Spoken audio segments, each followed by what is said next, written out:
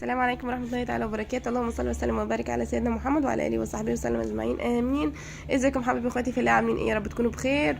احنا خلصنا فرش الشتاء، وقلت بقى بما اني هفرش كل السجاد وكده او فرشي كله هيبقى سجاد او الدنيا كلها تبقى مفروشه، فلازم اعمل روتين بقى تنظيف عميق كده للمكنسه استعدادا اللي هي تبقى داخله علينا، لان هستخدمها كتير. انا كنت الاول مش بفرش السجاد زي ما قلت لكم، بس بقيت بفرشه عشان خاطر الاطفال. طبعا دي مقتطفات من اللي هيحصل طول الفيديو.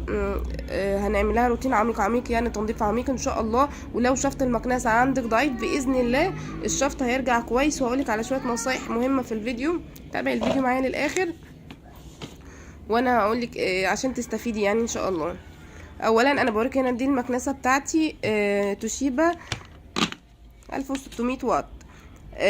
ده شكلها. انا هنا بفتحها بوريكم. مش عارفه هما بيقولوا الميزان ده او السوسته دي ان الكيس بيكون اتملى. انا عايزه اقول لكم ان الكيس ده تقريبا بقالي يجي سنتين 3 مش بعمله، لان انا مش بستخدم صراحه كتير، يعني ما بداتش اعملها لما فرشت السجاد عشان خاطر عيالي وانا اصلا كنت قاعده يعني بره شقتي حوالي سنتين 3 وجوزي مسافر، ف مش كنت بستخدمها. انا بوريكم ان هنا ده الكيس، وده الشفط بتاعه اللي بيدخل فيه التراب من هنا على طول. فانا هفك الكيس ده. اول حاجه هعملها هفك الكيس ده انضفه، وهوريكم هيتنضف ازاي. الاول بتفك كده اهو، تمام. في هنا لوك في الجنب ده، انا بس يعني بعد لكم الفك والتركيب علشان لو في ناس ممكن مش بتعرف تفكه، يعني صوريه او انتي بتفكيه عشان تركبيه تاني عشان مش تنسيه. هنا بعد ما فكيته بوريكم بقى ان هي يعني متبهدله من جوه. ده كله هيتنضف طبعا جوه وبره وكل حاجه هنضفها بجد، هرجعها جديده فابريكا يعني. يعني المكنسه اشتكت مني، بس والله انا ما بستخدمها كتير. فانا هنا بقول لكم يعني ان ده المكان التركيبيه. مش عارفه انا كنت بعملها تاني ليه، صراحه نسيت يعني. ده عيب ان الواحد يسجل فيديو وبعدين يمنتجه. هنا بقى ده الفلتر، ده فلتر بيتشال. حته البتاعه دي اللي عامله زي الجوخ او معرفش نوعها ايه، ده بيتشال وبيتشطف، تمام. هوريكي برضو بيتنضف ازاي. هنا انا بوريكي ان اللوك مش عايز يقفل علشان الكيس مش محطوط، عشان مفيش واحده تعمل فتكه وتحط اي حاجه تانية يعني او كده. ما تخافيش، مش عمرها ما هتشتغل ولا هتقفل. هنا بقى ورا في فلتر ورا عند الموتور، ده برضو لازم ينضف، لان لو اتملأ اتربه هيأثر وهيدخل الموتور. فبتفكيه ازاي؟ شايفين علامتين الضغط دي هنا وهنا؟ انا بس عشان كنت ماسكه الموبايل بايدي فبوريكم من هنا ومن هنا بتفك. وبعد كده هتلاقي برضو فلتر تاني وتحته اسفنجه. هو الفلتر شوفوا عامل ازاي، يعني هش كده في ايدك، لازم يكون خفيف كده عشان يسمح بالتهويه. انا بتهيألي بشوف في فوط في نفس النوعيه دي، لو باظت يعني تقدري تجيبيها. ودي حته اسفنجه كده طريه خالص ورقيقه جدا، دي برضو عشان يعني المراحل دي تعدي التراب من عليها فما يخشش عند الموتور، لان دي مهمه جدا. ما تشيليهوش وتروحي تستخدمي المكنسه من غير ما تنضفيه. طبعا دي المصيبه الكبرى، دي الحته دي بتتشال. بصوا تحتها بلاوي. انا قصدي المصيبه الكبرى مش دي بقى، ده اليد يعني والبكره.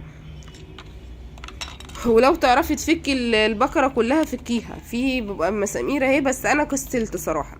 فانا كده كده هنضف ده. شايفين ده شعري؟ انا عايزه اقول لكم ده شعري. واسوني يا جماعه، واسوني في شعري اللي مالي المكنسه ده. شعري متنطور في كل حته في الشقه، مش لاقي حد يلمه.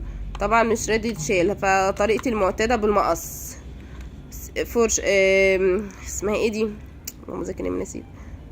شوكه ومقص، واقطعي وشدي اي بقى فتل اي حاجه. ده كله هيتشد وهيتشال اهو بقى. بتحطي المقص كده وتقصي بس المقص يكون حامي يعني، تمام. هنا سأسكت قليلا عشان تشوفوا انا بعمل ايه بالظبط. طبعا انا عشان الستاند بتاعي مكسور وكسلت اجيب التاني، فايه ماسكه بايده وبصور بالتانية يعني. فانا هنا يعني انتوا فاهمين انا قصدي انا بعمل ايه. بصوا بقى انا بوريكم هنا بيتشال بقى بكل سهوله اهو. بعد ما تقص اللي هتلاقيه صعب معاكي قصيه. بصوا بيلف معايا بكل سهوله. طبعا انا لو يعني انا مرضتش افك، خفت لا تبوظ مني. انا بحب احافظ على حاجتي قوي مش عارفه، فخفت لا افكها بالمسامير، فقلت اما اعملها بالمقص وخلاص بسرعه.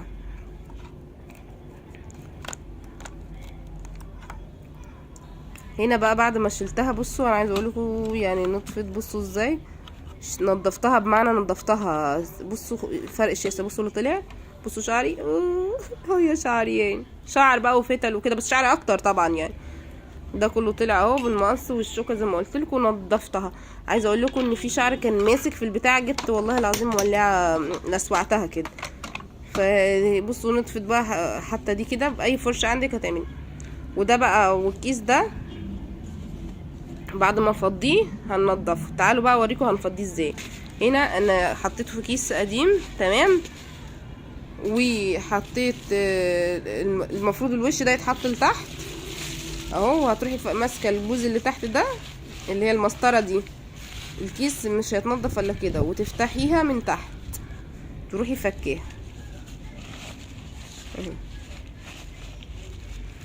بس، وتروحي مسيباها هي بقى الوش ده لتحت. بس كيس تكوني مستغنيه عنده، كيس كبير كده مستغنيه عنه، و تقفليه كويس. تروحي بقى مصدراها لتحت وتقفليه كويس.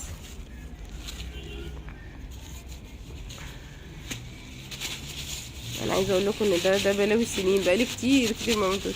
وترجي بقى كده، تنزلي طبعا، لا هيعمل عفار ولا حساسيه جيوب انفيه زي اللي انا فيه ده. هيريحك جدا جدا جدا جدا.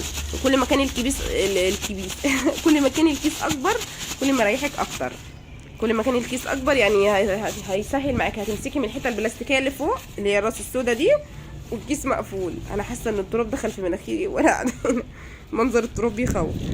وهتنزلي. بصوا بقى انا بوريكم البلاوي. تمسكي وتفضي. انا هنا الكيس بصوا نضف طبعا، مسكته نفضته شويه. انا هنا فوق السطح يعني. انا عايزه اقول لكم ان انا طلعت فوق السطح علشان مش هبهدل الشقه، لان ما ينفعش الموضوع ده يتعمل في الشقه.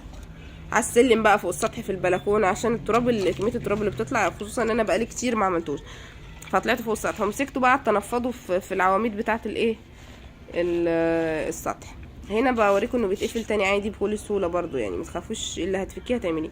جبته بقى هنا حطيته في طبق، كل الفلاتر والكيس ده وشويه ميه ومسحوق غسيل، جل بقى بودر اي حاجه. هيتنقع مثلا ساعه او نص ساعه، هما كده كده نضاف. بس انا عايزه اوريكي ان الكيس البلوه ده بالذات هينزل كميه تراب رهيبه اهو. بصوا التراب اصلا داخل جوه ازاي. كميه ميه مش يعني هينزل تراب، فالميه هتبقى مش نظيفه. دول بقى مش هسيبهم كتير عشان مش يتبهدلوا منه، هنضفهم على طول. وهسيب الكيس شويه، بحاول بس اخمره كويس وانقعه يعني عشان يلحق ينشف على الصبح واركبه واستخدم المكنسه. بعد كده بزود الميه عشان يعني تخمره كده. جبت تاني بقى بقيت الحاجه الاستاذه دي. المفروض خلي بالكم الاستانلس ده مش يتغسل، بس انا ما غسلتهاش خالص خالص خالص. وبعدين نشفته كنت حاسه ضعيف جدا، وانا كمان عندي سجاد شاج فاتضايقت منه. فانا عندي الخرطوم ده بقى، ده ايدي ورجلي في الحمام بنزل. بصوا بحط الميه من هنا، شايفين القرف والبهدله بيطلع من الناحيه التانية. فبحيث لو في اي حاجه متشعلقه مثلا من البخار بقى وهي بتشفط، شفطت ميه عصير مش عارف ايه وتعلق مثلا، لان من ضمن اللي بيضعف الشفط ان يكون الخرطوم او الماسوره او الحاجات دي متعلق فيها حاجه مكتومه مش مساعده ان الحاجه تشفط. فتاكدي ان ما فيهاش كيسه، ما فيهاش اي حاجه رواسب متعلقه. فانا عملت الحركه دي، قلت مره من نفسي وعلى طول جريت عملت فيها شوار عشان تنشف يعني. بس نضفتها كويس جدا. انتي لو عايزه تستغني عن ان انتي تنظيف الماسوره دي مثلا، بان انتي لو عندك مثلا سيخ او عصايه تسلكيها بس كده وخلاص ماشي، لو خايفه لا تصدي يعني ممكن تعمليها وتشغليها على طول، تشغلي المكنسه. الفكره ان انا ما اعرفش اشغل المكنسه فيها على طول، لان انا على الحاجه دي مش عايزه اشغل المكنسه والفلاتر مش فيها، تقوم المكنسه مثلا لا قدر الله الموتور يدخله تراب ولا يتحرق ولا يجرى له حاجه. مش كنت عايزه اصلح حاجه وابوظ حاجه يعني. هنا بقى كنت انا خلصت يعني عدى نص ساعه كده. دول بقى عملتهم بايديا كده بس الفلاتر دول، وقلت بقى اطلعهم اشطفهم على طول واسيبهم ينشفوا. هما كده مش هياخدوا حاجه.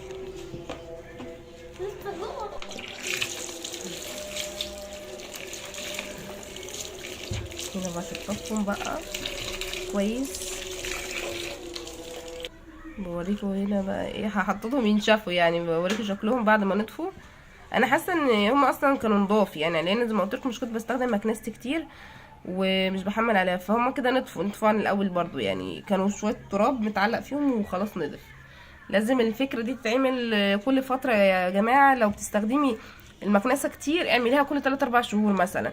لو بتستخدميها مثلا زي كل فين وفين، ممكن مره في السنه او مرتين في السنه يعني، مع تغيير الفصول مثلا في الاعياد كده نضفيها برضو، نضف الفلات.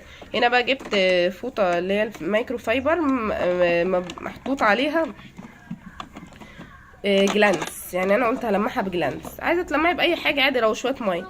طبعا بنضف مكان الفلتر وبنضف كل حاجه فيها، كل حاجه، مش هسيب فتفوته عشان انا مش عايزه اسيب مكان للتراب ولا اي حاجه يعني. انا بقول لكم هو روتين عميق، تنظيف عميق يبقى تنظيف عميق. مسحت الفلتر بقى وخلصت طبعا يعني، باخد من النضيف فالاقل نظافه. فانا مسحت الفلتر وهدخل بقى ايه، سبت اللي جوه ده،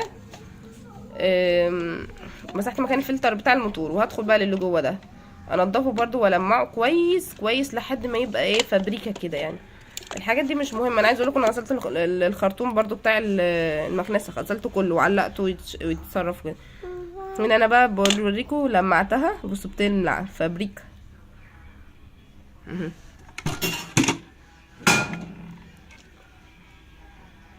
بصوا لمعت رجعت جديده، وانا اصلا يعني والله بحافظ عليها، مش بستخدمها. اللي طالع فيها ده مش اي حاجه، مش لحمسه، ده السقف، رسمه السقف نازله يعني.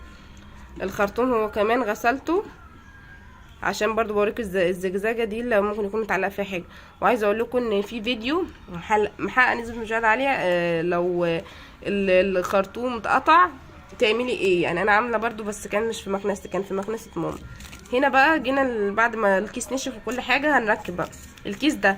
عشان تعطريه تعملي ايه، انا جبت كيس فانيليا ومسكت دبوس خرمت فيه خروم، مش فتحته بقى وسبته زي ما الناس بتعمل، لا، خرمت فيه خروم كتير كتير كتير كتير كتير زي ما كانش واضح من شويه.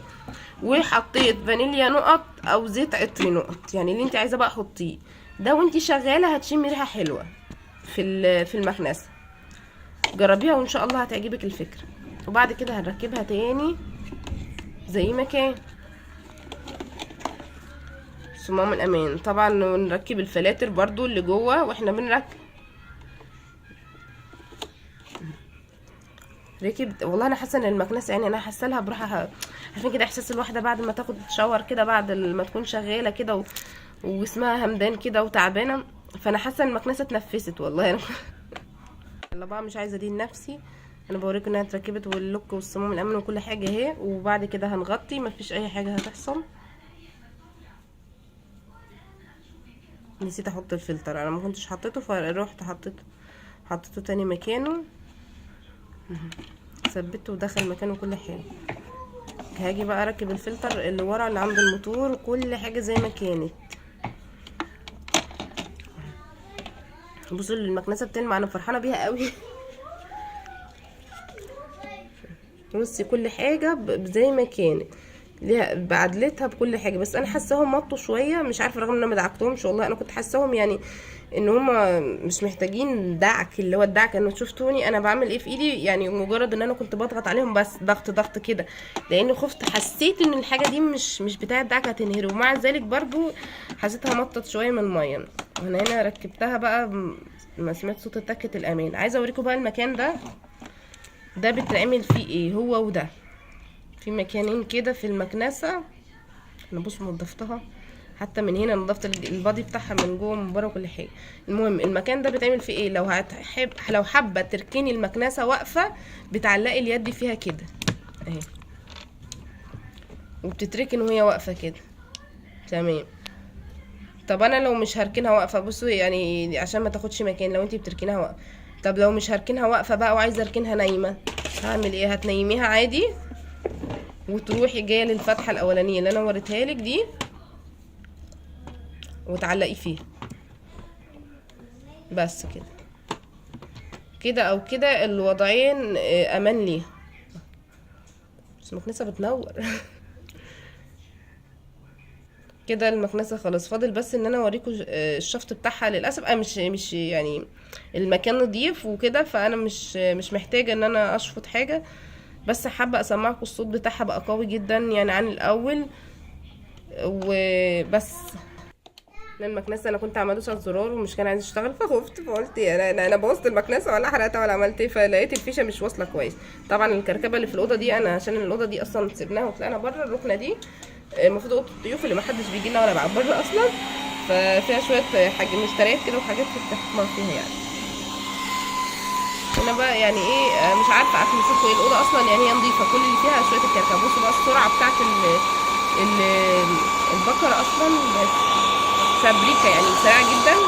وبعد كده جربتها في الشخص، الله اكبر عليها بجد والله.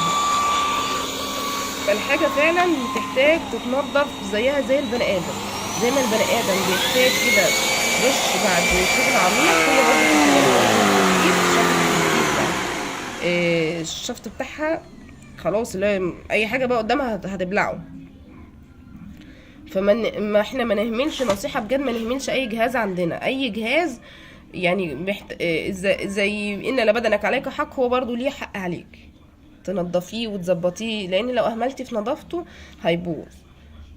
انا كده بقى اكون خلصت الفيديو معاكم، اتمنى يكون عجبكم واستفدتم من الفيديو. لو عجبك الفيديو مش تنسي تحطي لي لايك، تشتركي في القناه اول مره تشوفيني، وفعلي زر الجرس عشان يوصلك مني كل جديد، واستنوني في فيديو جديد، والسلام عليكم ورحمه الله تعالى وبركاته.